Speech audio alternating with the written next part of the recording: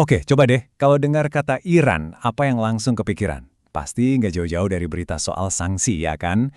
Atau politik, program nuklir, pokoknya yang tegang-tegang gitu. Tapi, jujur aja, itu tuh kayak kita nilai buku super tebel, cuma dari sampulnya yang, ya emang kontroversial. Padahal, di balik semua headline itu, ada sebuah peradaban yang akarnya, ribuan tahun ke belakang. Ini cerita tentang ketahanan yang luar biasa banget. Nah, kutipan ini nih, ini kuncinya. Iran itu bukan sekedar negara. Iran itu sebuah ide. Maksudnya apa sih? Gini, ini ngajak kita mikir lebih dalam. Ini udah bukan lagi soal peta atau perbatasan negara. Tapi ini soal sebuah gagasan, semangat yang hidup terus ngelewatin berbagai zaman.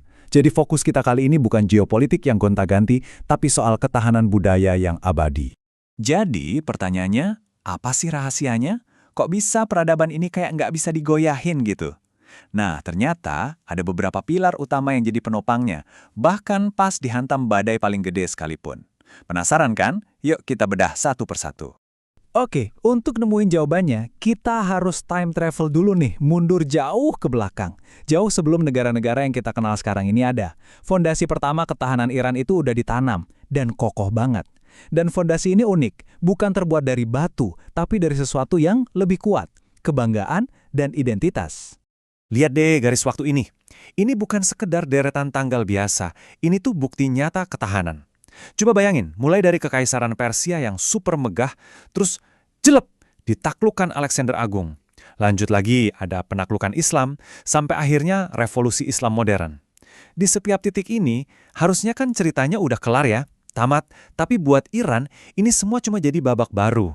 Nah, ini dia nih buktinya. Artefak ini namanya silinder Koresh. Dan ini bukan cuma batu kuno biasa.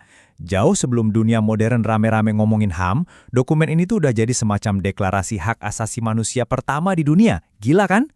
Inilah yang nanemin benih kebanggaan itu.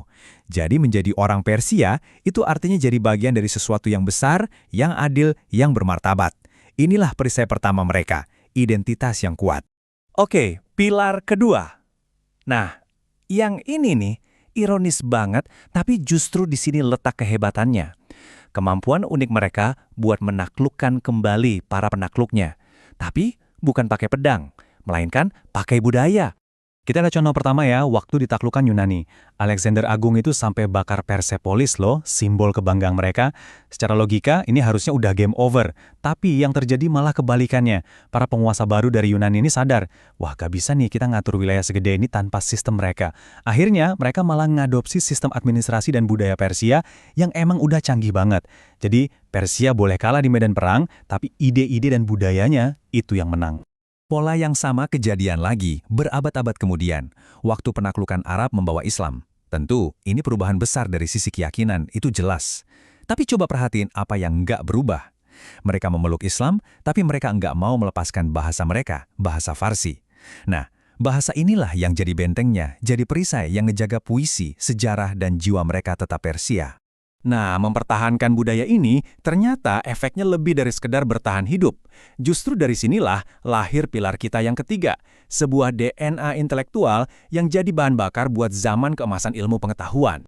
Hasilnya, wah gila banget, karena mereka jaga banget bahasa dan fondasi intelektualnya, muncullah nama-nama besar kayak Ibnu Sina atau Avicenna yang buku kedokterannya jadi standar di Eropa selama ratusan tahun. Terus ada Al-Khawarizmi, yang dari namanya aja kita dapat kata algoritma dan aljabar. Mereka ini jadi mesinnya zaman keemasan Islam. Mereka bukan cuma bertahan, tapi mereka jadi pemimpinnya. DNA intelektual ini benar-benar abadi. Oke, sekarang kita lompat, fast forward ribuan tahun ke depan ke era modern. Gimana caranya naluri kuno buat bertahan hidup ini muncul lagi sekarang? Jawabannya ada di pilar keempat, ekonomi perlawanan. Kita semua tahu kan, puluhan tahun Iran itu diisolasi, kena sanksi ekonomi bertubi-tubi. Nah, respon mereka itu sebuah konsep yang mereka sebut ekonomi perlawanan. Ini bukan cuma kebijakan loh, ini tuh cerminan dari mentalitas sejarah mereka yang tadi kita bahas. Oke, kalau dunia luar menekan, ya kita harus bisa mandiri. Tujuannya simpel, bisa mencukupi kebutuhan sendiri dan jadi tahan banting.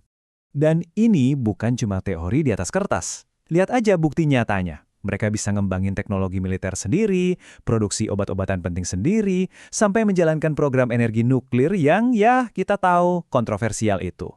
Semua ini tuh wujud modern dari naluri kuno yang sama, harus bisa berdiri di atas kaki sendiri, terutama pas dunia luar berusaha ngejatuhin.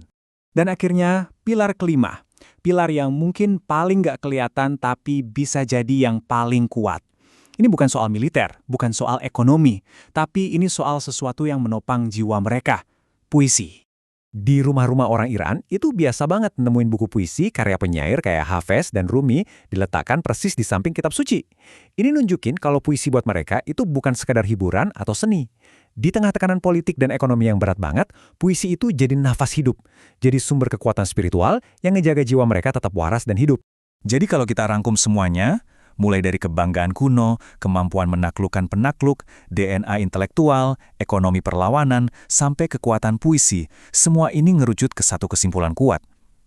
Kamu bisa aja ngasih sanksi ke sebuah negara, tapi kamu nggak akan bisa mengisolasi sebuah peradaban. Kenapa usaha buat menekan Iran seringkali nggak berhasil? Ya karena yang dihadapi itu bukan sekedar pemerintah yang bisa diganti, tapi sebuah ide, sebuah peradaban yang udah teruji ribuan tahun. Dan ini membawa kita ke pertanyaan terakhir buat direnungkan. Sejarah udah ngebuktiin, kekuasaan politik itu datang dan pergi. Kayak badai aja, lewat gitu aja. Tapi budaya, ide, identitas, itu semua kayak pilar-pilar kuno di Persepolis, tetap berdiri kokoh. Jadi pertanyaan yang paling penting itu sebenarnya bukan soal siapa yang lagi berkuasa hari ini. Tapi nanti, saat semua badai politik ini reda dan cuma jadi catatan kecil di buku sejarah, warisan peradaban mana yang pada akhirnya akan tetap tegak berdiri.